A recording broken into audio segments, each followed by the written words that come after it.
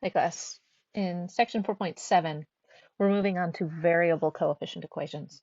So we've already seen how to find solutions in pretty much every case to the second order linear differential equation with constant coefficients. Um, so next we want to move on. We want to try to generalize this a little bit to non-constant coefficients. So we're going to change these coefficients in front of the y's to be functions of t. We're still going to stay linear, um, but we can at least make this a little bit more complicated. And it's been nice. We've found a lot of different tools to get really explicit solutions to this particular example, and we spent a lot of time on it. But as we move away from all these restrictions that we've had, things get a lot more complicated and very quickly. So we're not. This is actually just going to be the last section that we cover in this chapter, because once you move away from this particular case with the constant coefficients, you don't have as many tools at your disposal.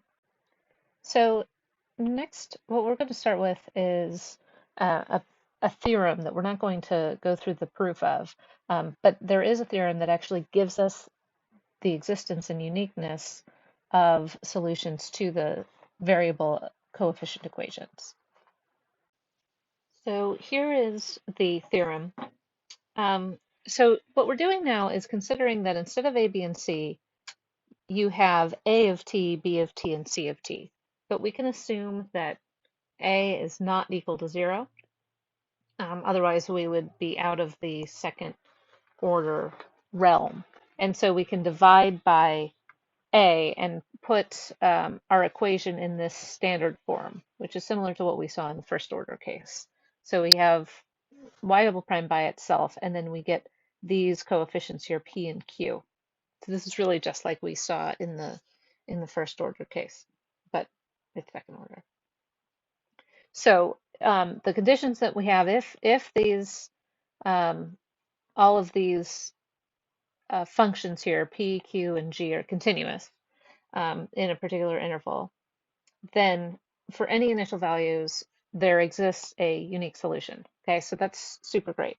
We have that in the constant coefficient case also, and we proved that. And the way that we proved it is that we actually constructed a uh, a solution. We were able to, in every case, we were able to figure out exactly how to build the solutions to this. And so then we did, and we said that, well, if we can find the solution, it exists, and it'll have to be unique. So there you go. There's our existence proof. We're not going to prove this theorem now for the um, for the variable coefficient case because we don't have a good way to construct that solution. We can still sort of theoretically prove that it exists, but that involves some mathematics beyond the scope of this course. So the result is that we can, trust that the solution exists, but we don't know how to find it. So what we'll do the rest of this section is just look at one special case of a variable coefficient equation and learn how to find the solution. So to summarize, basically, we can't generally find solutions to the variable coefficient case. So we'll consider a special case of that, which are Cauchy-Euler equations.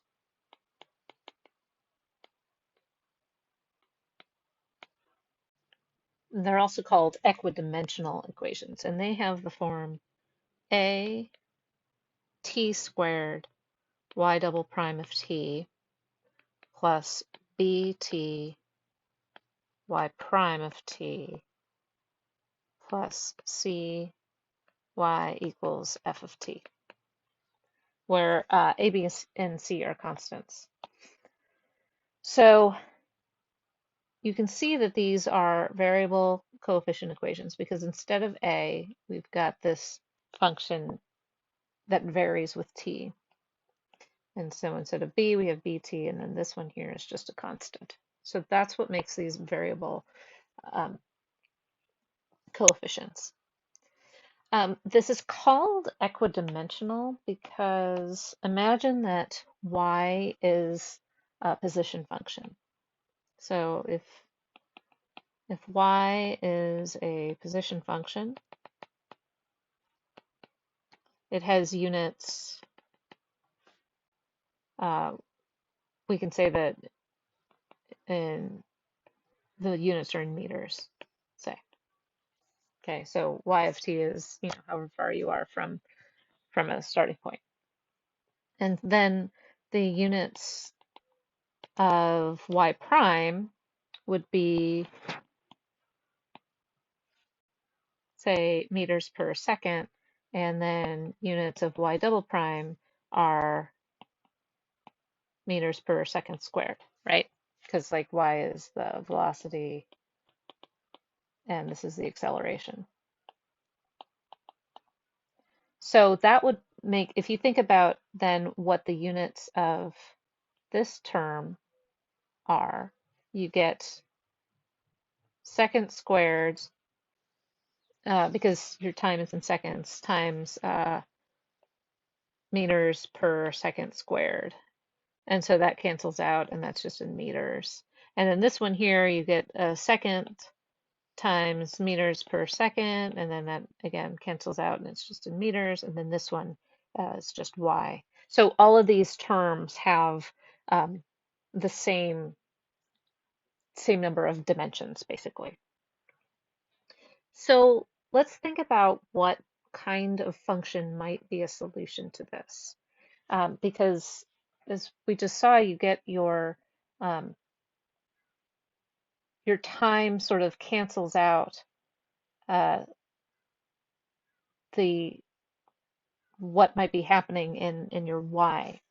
So if your y was a power of t, where you're reducing the power every time you take a derivative, but then you're sort of getting it back with this t or t squared term.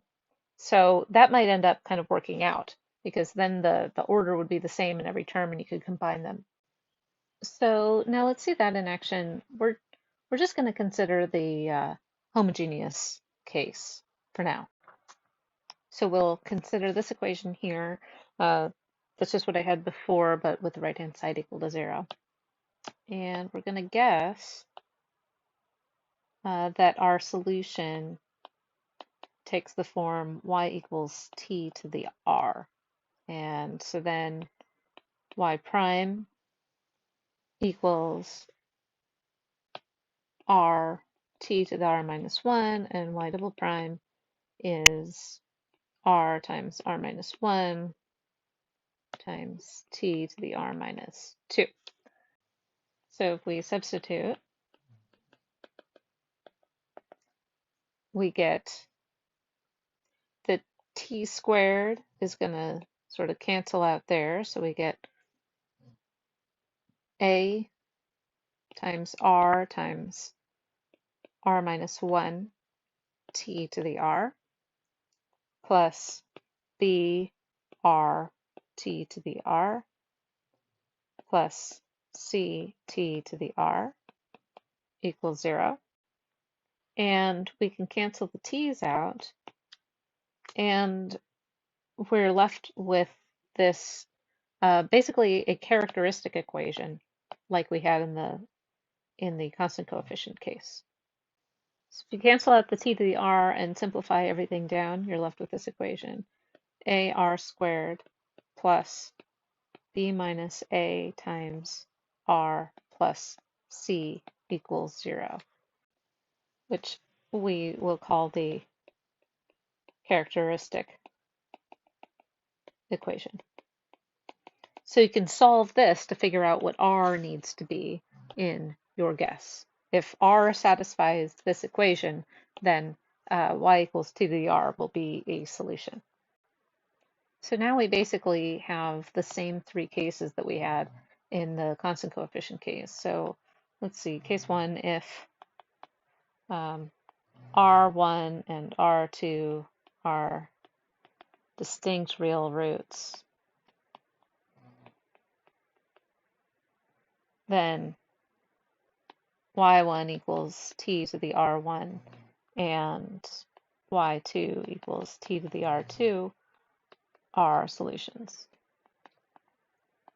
Let's consider case 2. If the roots are complex and let's say r equals alpha plus I beta, then we want to try to get some real solutions out of this. And we'll do this basically the same way that we did in the previous chapter about complex roots. So we have our solution looks like t to the alpha plus I beta. So instead of t to the r, we've got t to the alpha plus I beta, which is equal to t to the alpha times t to the I beta. Now what we did before was we used Euler's formula, where we were able to express an exponential function, e to the I beta, as cosine beta plus I sine beta. But we don't have an exponential function right here. But we can rewrite this. So I'm going to leave my t to the alpha because that guy's just fine. And I'm going to write t to the I beta as e to the I beta ln of t. And the reason we can do that is because t equals e to the ln of t, right? So instead of t to the I beta, I've got e to the ln of t to the I beta, right? So then you get t to the I beta equals e to the ln of t to the I beta. Okay, so that's how we got that. Anyway, then I can use Euler's formula, and I get t to the alpha times cosine of beta ln of t plus I sine beta ln of t. And then y1 equals t alpha cosine beta ln of t, and y2 equals t to the alpha sine beta ln of t are solutions. Now, case 3, if r is a repeated root, then y1 equals t to the r is a solution. So then the question is, how do we find a second one? And I guess I'll say this, we don't actually know that we need a second one. So I'm going to take a little detour now and talk about, so I'm going to take a little break now before I really finish answering question 3. So I'm going to say TBD. I'll leave a little space in your notes and I will come back and answer that in a few minutes. Well, let's talk about our variable coefficient equations, and I'm going to start off with a theorem. So here's our theorem, and this is basically a generalization or a variable coefficient version of theorem 2 in section 4.2, which is where we showed that for the homogeneous case of our constant coefficient equations, that our solution could always be given as a linear combination of y1 and y2. So this means C1y1 plus C2y2. That's what linear combination means. So what this is saying is the same thing that we had in that case, is that if you've got two solutions, y1 and y2, to your homogeneous equation, and those two solutions are linearly independent on an interval, then any solution to that homogeneous equation will look like C1y1 plus C2y2. And then also you can always get a solution to your initial value problem um, with this homogeneous equation, and then any two um, initial conditions that will tell you how to find your C1 and C2 to get your unique solution. And the proof of this would follow, we're not going to prove it now, but the proof of it would follow basically just the same way that we did it back in section 4.2, because everything that we did there didn't depend on the fact that we had constant coefficients. So we have basically the same theory here. Furthermore, for the non-homogeneous case, we get the same structure that we saw before. So with this equation, the general solution is given by y equals C1 y1 plus C2 y2 plus yp, where everything is just the same as we had before. So these are, this is the general solution to the homogeneous equation. So VPH. And this one we'll call VPNH. And this here is YP is a particular solution to VPNH. And really all of this theory is following the same exact way that we had for the constant coefficient terms or equations. So now the question would remain, can we find these? Well, we had a tool. So furthermore, we learned about variation of parameters. So variation of parameters, and this was a method that we used to find a particular solution, yp, given y1 and y2. Again, everything that we did with variation of parameters didn't have anything to do with the fact that we had constant coefficients. So that all, like deriving the formulas that you use, remember we guessed that yp would equal something like v1 y1 plus v2 y2, and then deriving the formulas for how you figure out what v1 and v2 are going to be pretty much just the same. And I'm not going to go through the details on that. So the one thing that we don't have in this case is how to find y1 and y2, which are the solutions to the homogeneous equation. We're talking about how we could do that for the Cauchy-Euler case, but that's just a special case. But one more theorem that I will state and leave the details for you to read in the book is called reduction of order. And that's a way to get a second linearly independent solution if you have the first one. So let me state that. So if you've got your y1, if you have one solution to the homogeneous equation, then you can use this formula to find a second one. And the way that they do this in the book, it's actually kind of an interesting method, but I'm going to skip it in the interest of brevity. So this is on page 197. But the way that they do it is they sort of guess that y2 is going to equal y1 times some other function, and then figure out what that function would have to look like, and kind of like variation of parameters.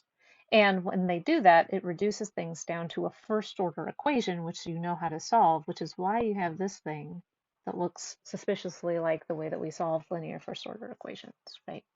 So anyway, we have this nice formula. So then the only challenge is finding that first solution. So in summary, if we can find one solution,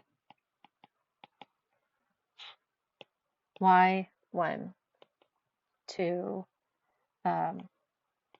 VPH, then we have everything that we need. We can use then we can use reduction of order to find y2, a second solution to the homogeneous equation, and then we can use variation of parameters to find yp, and then the general solution, we have it. General solution to VPNH is y equals C1 y1 plus C2 y2 plus yp. So we have almost the same whole theory for the variable coefficient case, except we need to be able to find that y1, which is sometimes tricky. However, just to finish up what we talked about before, in the Cauchy-Euler case, we do know how to find that one. So how do we find this? In this case where we have a repeated root, we've got our one solution to the homogeneous equation. And how do we find the second one? Well, the answer is reduction of order.